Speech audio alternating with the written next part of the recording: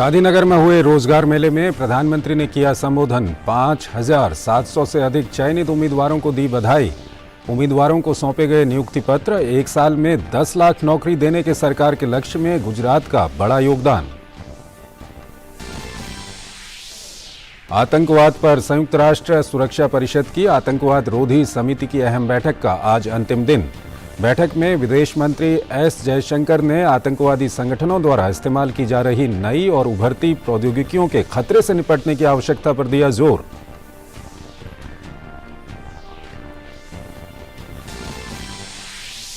Hate speech मामले में अदालत से सजायाफ्ता समाजवादी पार्टी नेता आजम खान की विदाई की गई। यूपी विधानसभा अध्यक्ष सतीश महाना ने आजम खान की विधानसभा सदस्यता रद्द की। भड़काऊ भाषण मामले में आजम खान को 3 साल की कैद और 6,000 रुपये जुर्माने की सुनाई गई थी सजा।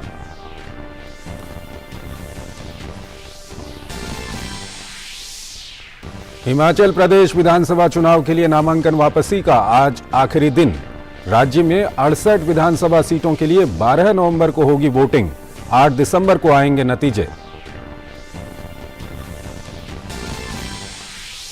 लोक आस्था के महापर्व छठ के दूसरे दिन आज है खरना। भक्तगण आज शाम को सूर्य उपासना के बाद प्रसाद ग्रहण करके अगले 36 घंटे तक रखेंगे निर्जला उपवास।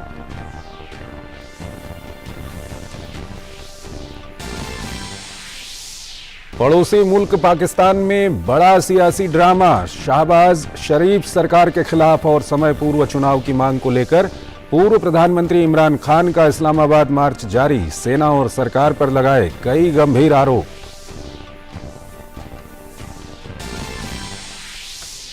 खेल की खबरों में भारत के सात्विक साईराज और चिराग शेट्टी की जोड़ी पहुंची फ्रेंच ओपन बैडमिंटन प्रतियोगिता के सेमीफाइनल में। क्वार्टर फाइनल मुकाबले में भारतीय जोड़ी ने जापान की शीर्ष वरीयता प्राप्त जोड़ी को दी थी मात। नमस्कार, डीडी न्यूज में आपका स्वागत है। मैं हूं चंद्रशेखर जोशी और आइए अब खबरें देखते हैं विस्तार से। प्रधानमंत्री ने गांधीनगर में रोजगार मेले को संबोधित किया और 5,700 से अधिक चयनित उम्मीदवारों को बधाई दी। चयनित उम्मीदवारों को नियुक्ति पत्र सौंपे गए। एक साल में 10 लाख नौकरी देने के सरकार के लक्ष्य में गुजरात का बड़ा योगदान है। राजधानी नई दिल्ली में आज आतंकवाद पर संयुक्त राष्ट्र सुरक्षा परिषद की आतंकवाद रोधी समिति की विशेष बैठक चल रही है। इस 2 दिवसीय बैठक का पहला चरण कल मुंबई में आयोजित किया गया था। आज बैठक के दूसरे दिन अंतर्राष्ट्रीय समुदाय के सदस्य एकत्र हुए और आतंकवाद से बचने वाले लोगों, पीड़ितों और उनके परिवारों की याद में 1 मिनट का मौन रखा गया। बैठक के उद्घाटन सत्र में विदेश मंत्री एस जयशंकर ने आतंकवाद को मानवता के लिए सबसे बड़ा खतरा बताते हुए कहा कि यूएनएससी ने पिछले 2 दशकों के दौरान आतंकवाद जैसे खतरे से निपटने के लिए कई अहम उपाय किए हैं। The UN Security Council in the past 2 decades has evolved an important architecture built primarily around the counter-terrorism sanctions regime to combat this menace. This has been very effective in putting those countries on notice that had turned terrorism into a state-funded enterprise. S Jaishankar ने कहा कि आतंकवादियों के द्वारा internet और social media platforms के प्रयोग से सुरक्षा एजेंसियों के सामने चुनौतियां काफी बढ़ गई हैं। The technological innovations and breakthroughs of the past 2 decades have been transformative in the way the world functions in every respect. These new emerging technologies, from virtual private networks and encrypted messaging services to blockchain and virtual currencies, offer a very promising future for a wide array of economic and social benefits for humankind.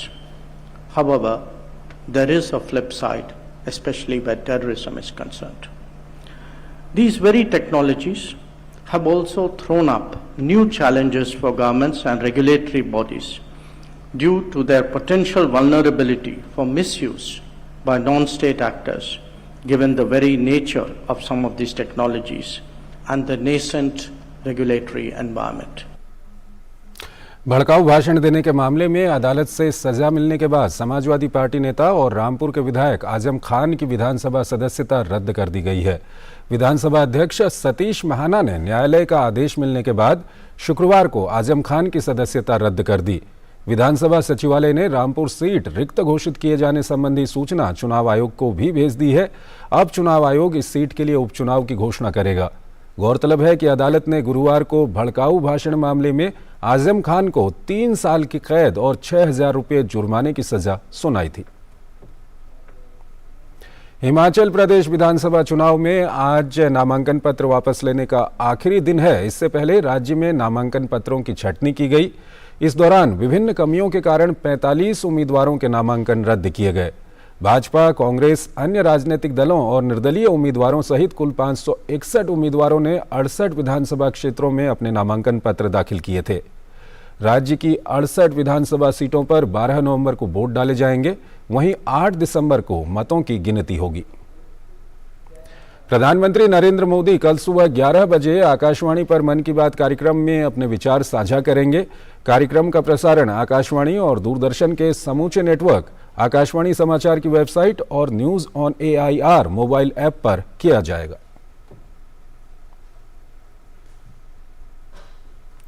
Chennai के officers training academy में आज passing out parade का आयोजन किया गया। Passing out parade में 186 cadets को commission दिया गया।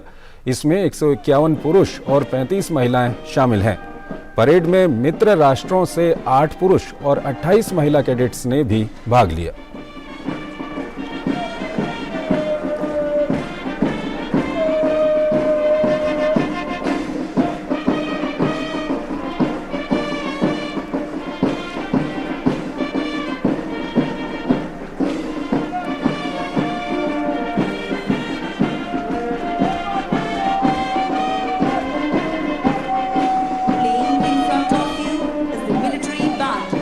Officers Training Academy, commanded by Naib Subedar Tony Monke.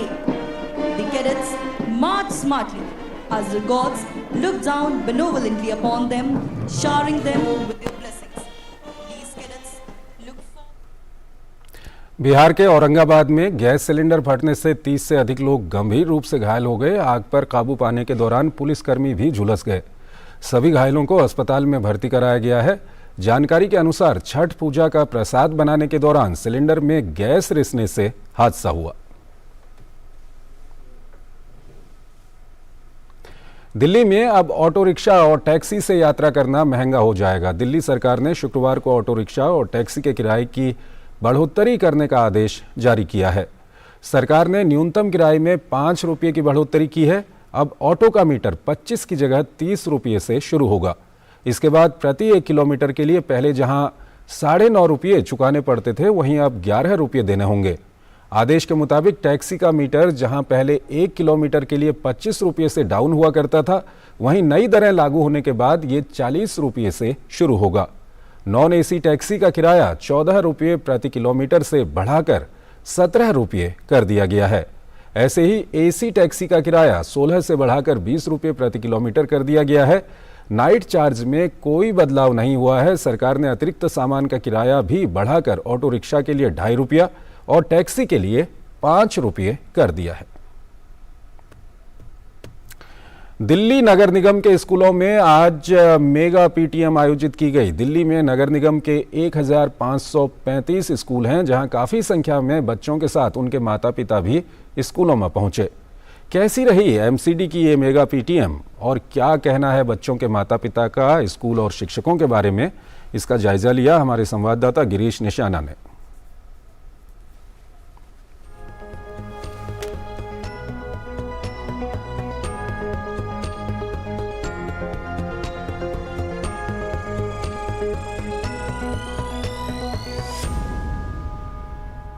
Delhi नगर निगम के स्कूलों में मेगा PTM का आयोजन किया गया है। इस समय हम मौजूद हैं पूर्वी दिल्ली के किशन कुंज प्राइमरी स्कूल में। यहाँ की प्रधानाचार्य साधना शर्मा जी हमारे साथ हैं। मैडम, किस तरह का आज PTM का आयोजन किया गया?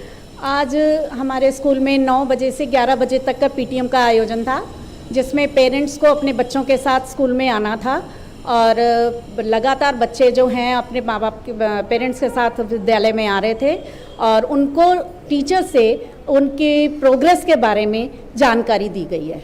हर बच्चे की जो है टीचर से अलग से इंडिविजुअली जो है इंटरेक्ट करवाया गया, ताकि पेरेंट्स को अपने बच्चों के बारे में सही जानकारी मिल सके कि वो किस लेवल पर हैं। कुछ अभिभावक भी हमारे साथ हैं, बात करते हैं। आप बताइए। अच्छा है, बहुत रिस्पॉन्स अच्छा है, बच्चों को पढ़ाई अच्छी मिल रही है, बुक्स मिलती है इन्हें अच्छी, और खाने पीने का व्यवहार अच्छा है इनका। यहाँ का सब टीचर्स बहुत अच्छी हैं यहाँ की। पढ़ते हैं, बहुत बढ़िया पढ़ते हैं, बहुत अच्छी पढ़ाई होती है। मैम भी अच्छी हैं, उनका स्वभाव भी अच्छा है, पढ़ाती भी अच्छा है। बच्चे अगर बिक जा रहे हैं तो मैम बताती है आपके बच्चे पढ़ाई में भी ध्यान नहीं दे रहे, आप उस पर फोकस करो।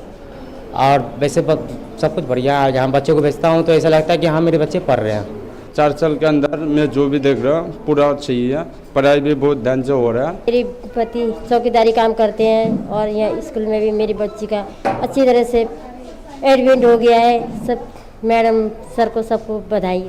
हमारे बच्चे यहाँ पढ़ते हैं, हमें काफ़ी खुशी है। जैसे कोरोना टाइम की वजह से बच्चों की पढ़ाई जो थी वो रुकी हुई थी, और यहाँ टीचर्स काफ़ी अच्छे हैं, उन्होंने काफ़ी अच्छा कवर कराया है अभी इस टाइम पे, और पढ़ाई भी काफ़ी अच्छे लेवल पे चल रही है, और हमारे बच्चे यहाँ पे पढ़ रहे हैं, तो हमें भरोसा है कि आगे चल के वो कुछ अच्छी पोजीशन पे होंगे। आप क्या बनाना चाहते हैं अपने बच्चे को? सर टीचर बनाना चाहेंगे हम तो। जब से यहाँ मैंने एडमिशन करवाया तो काफ़ी प्रोग्रेस हुआ है। बच्चे अपने मतलब समझ से हो गए कि हमें जो रोज़ सुबह स्कूल के उठकर जाना है तो ज़्यादा स्कूल जाना है। आपकी राय क्या है? नहीं, बहुत अच्छा है, हमारे बच्चे बहुत अच्छे पढ़ लिख रहे हैं, रिस्पॉन्स बहुत अच्छी दी जा रही है स्कूल की। अभिभावक तो काफ़ी उत्साहित दिखाई दे रहे हैं अपने बच्चों को इन दिल्ली नगर निगम के स्कूलों में भेजकर। यहाँ अभिभावकों का कहना है कि स्कूल के शिक्षक से लेकर स्कूल प्रशासन पूरी तरह से मुस्तैद दिखाई देता है, बच्चों पर पूरी तरह से ध्यान भी देता है। कैमरामैन कुमार दत्ता के साथ गिरीश निशाना, डीडी न्यूज, दिल्ली। स्वास्थ्य और परिवार कल्याण मंत्रालय ने कहा है कि पिछले वर्ष क्षय रोग का समय रहते पता लगाने और इलाज किए जाने के लिए 22 करोड़ से अधिक लोगों की जांच की गई। मंत्रालय के अनुसार इससे क्षय रोग को नियंत्रित करने में काफ़ी मदद मिली। मंत्रालय ने कहा है कि विश्व स्वास्थ्य संगठन की ओर से क्षय रोग पर जारी वैश्विक रिपोर्ट 2022 में भारत की स्थिति अन्य देशों की तुलना में काफ़ी बेहतर रही है। रिपोर्ट के अनुसार पिछले 7 वर्षों में भारत में क्षय रोग के मामलों में 18% की गिरावट दर्ज हुई है। ये 11% के वैश्विक औसत से काफ़ी बेहतर है। विश्वविद्यालय अनुदान आयोग ने कहा है कि एडुटेक कंपनियों और विदेशी शिक्षण संस्थाओं द्वारा दी जाने वाली ऑनलाइन पीएचडी डिग्री मान्य नहीं है। आयोग ने छात्रों को सलाह दी है कि वो इस तरह की डिग्री के विज्ञापनों के झांसे में ना आए। छात्रों से कहा गया है कि वो कहीं भी पीएचडी में दाखिला लेने से पहले इस बारे में यूजीसी के 2016 के दिशा निर्देशों को भली प्रकार से पढ़ लें। दिल्ली एयरपोर्ट पर शुक्रवार की रात एक बड़ा हादसा होते होते टल गया। इंडिगो एयरलाइंस के एक विमान में टेक ऑफ के दौरान इसके इंजन में आग लग गई। विमान के इंजन से चिंगारी निकलने की जानकारी मिलते ही पायलट ने अपनी सूझबूझ से आपात स्थिति को संभाला, जिसके बाद उसकी आपातकालीन लैंडिंग कराई गई। विमान में सभी यात्री सुरक्षित हैं। फिलहाल यात्रियों को दूसरे विमान में जाने की व्यवस्था कर दी गई है। हादसे के बाद नागरिक उड्डयन मंत्रालय ने इस मामले की जांच के आदेश दे दिए हैं। लोक आस्था के महापर्व छठ के दूसरे दिन आज खरना है। आज भक्त पूरे दिन उपवास रखेंगे और शाम को सूर्य की पूजा के बाद अपना उपवास तोड़ेंगे। इसके बाद शाम को प्रसाद ग्रहण करने के बाद वो अगले 36 घंटे तक निर्जला उपवास करते हैं। कार्तिक माह की चतुर्थी तिथि को पहले दिन नहाए खाए, दूसरे दिन खरना, तीसरे दिन डूबते सूर्य और चौथे दिन उगते सूर्य को अर्घ्य दिया जाता है। इस त्योहार में श्रद्धालु पृथ्वी पर जीवन का स्रोत माने जाने वाले सूर्य भगवान की आराधना करते हैं। तो देश भर में छठ पूजा की धूम जारी है। उत्तर प्रदेश के मुख्यमंत्री योगी आदित्यनाथ ने प्रदेश में छठ पूजा की तैयारियों को लेकर उत्तर प्रदेश के मंत्रियों और अधिकारियों के साथ बैठक की। बैठक में सीएम योगी ने छठ पूजा की तैयारियों की समीक्षा की।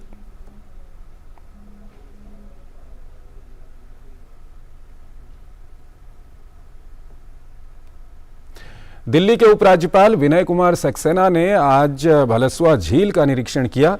उपराज्यपाल ने छठ पूजा के लिए की गई तैयारियों का भी जायजा लिया। इस दौरान उपराज्यपाल विनय कुमार सक्सेना ने कहा कि पहले भलसवा झील बहुत गंदी थी, जब से इसे डीडीए ने लिया है, यहां काम शुरू कर इसे 10 दिन के अंदर साफ किया गया। पहले आपने भलसवा झील को देखा था, वो कितनी गंदी थी, जब से इसे डीडीए ने लिया है यहाँ पर काम शुरू किया गया है और 10 दिन के अंदर इसको बिल्कुल क्लीन कर दिया गया है। मैं यहाँ पर जितने भी श्रद्धालु आने वाले हैं सबसे पहले उनको नमन करता हूँ और आशा करता हूँ कि इस बार उनको एक स्वच्छ जगह पर अपनी पूजा याचना करने का मौका मिलेगा। मैं आने वाले समय में आपको ये बताना चाहता हूँ कि इस झील को और बेहतर किया जाएगा। दिल्ली एनसीआर में वायु गुणवत्ता की स्थिति खराब श्रेणी में बनी हुई है। दिल्ली में आज वायु गुणवत्ता सूचकांक 302 के आसपास दर्ज किया गया। वहीं नोएडा में वायु गुणवत्ता सूचकांक 392 रहा।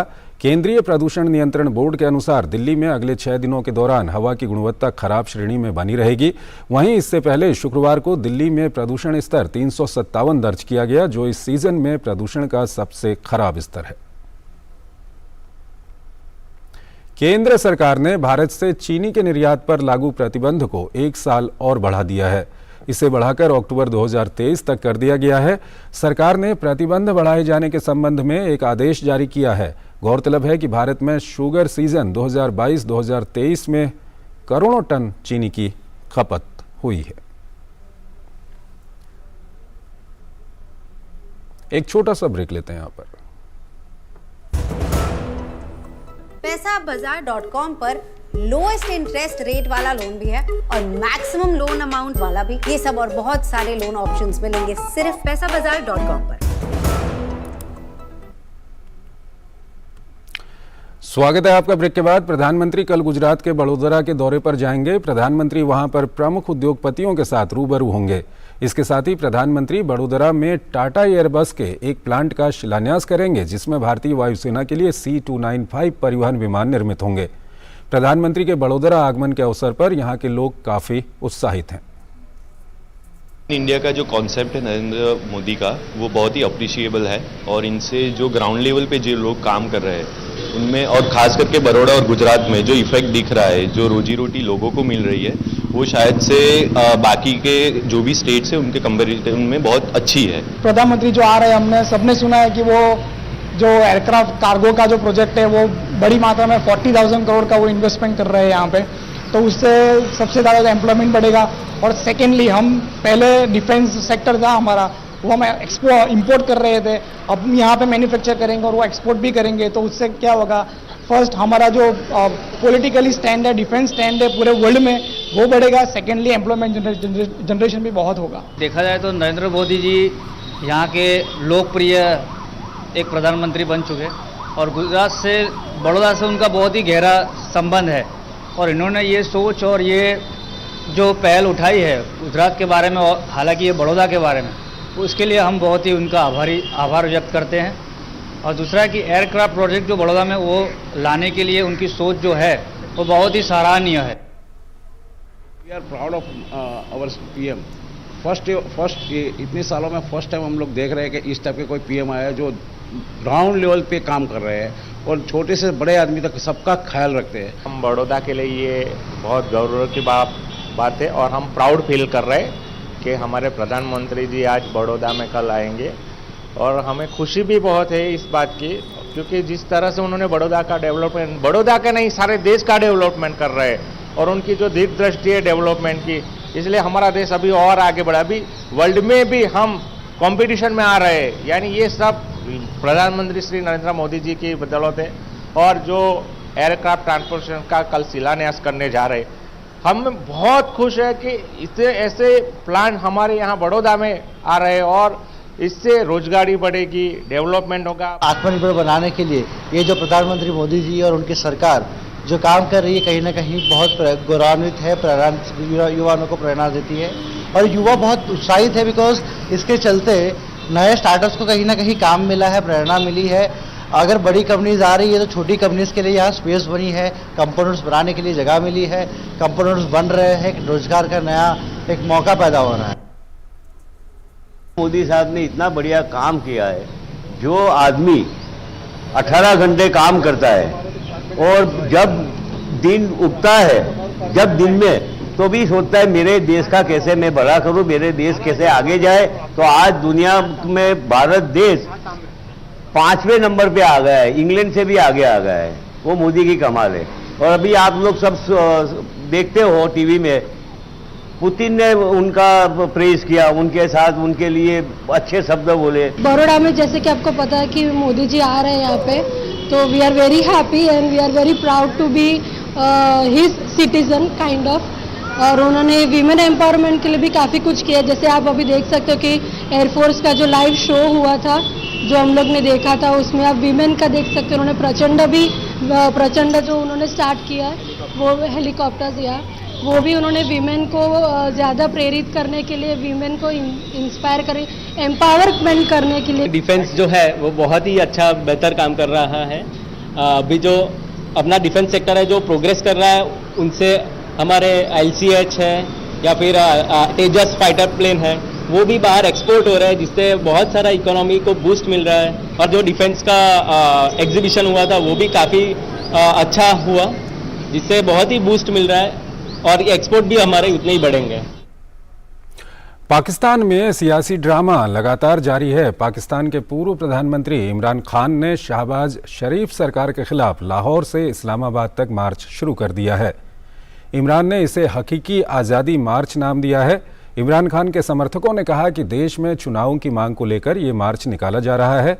इमरान खान ने मार्च के दौरान सेना और सरकार पर कई गंभीर आरोप लगाते हुए भारत की विदेश नीति की जमकर तारीफ की। इमरान ने कहा कि भारत मर्जी से रूस से तेल खरीदता है, लेकिन पाकिस्तानी गुलाम हैं, ये अपने देश के लोगों की भलाई के फैसले नहीं ले पाते हैं। इमरान ने सेना प्रमुख बाजवा को मीर जाफर और गद्दार बताकर संबोधित किया। दूसरी तरफ पाकिस्तान सरकार ने चेतावनी दी है कि लॉन्ग मार्च के दौरान अगर कानून तोड़ा गया तो सख्त कार्रवाई की जाएगी। अमेरिकी सीनेट की स्पीकर नैन्सी पेलोसी के पति पॉल पेलोसी पर शुक्रवार तड़के सैन फ्रांसिस्को में उनके घर पर जानलेवा हमला हुआ। हमलावर ने घर में मौजूद पॉल पेलोसी पर हथौड़े से हमला किया। डेमोक्रेटिक स्पीकर के कार्यालय ने एक बयान में कहा कि 82 वर्षीय पॉल पेलोसी के पूरी तरह ठीक होने की उम्मीद है। नैन्सी पेलोसी के प्रवक्ता ने कहा कि हमलावर हिरासत में है और इस हमले के मकसद की जांच की जा रही है। हमले के समय स्पीकर नैन्सी पेलोसी वॉशिंगटन में थीं।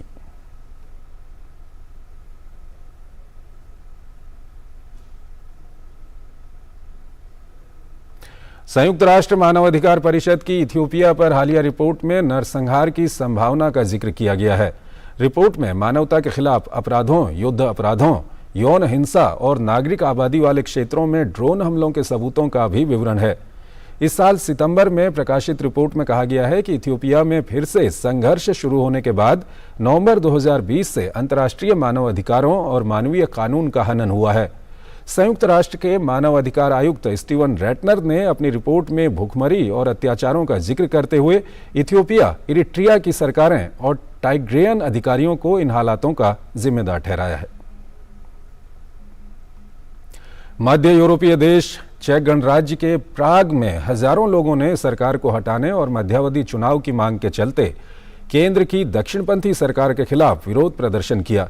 प्रदर्शनकारियों ने सर्दियों से पहले गैस आपूर्ति पर रूस के साथ बातचीत की भी मांग की है।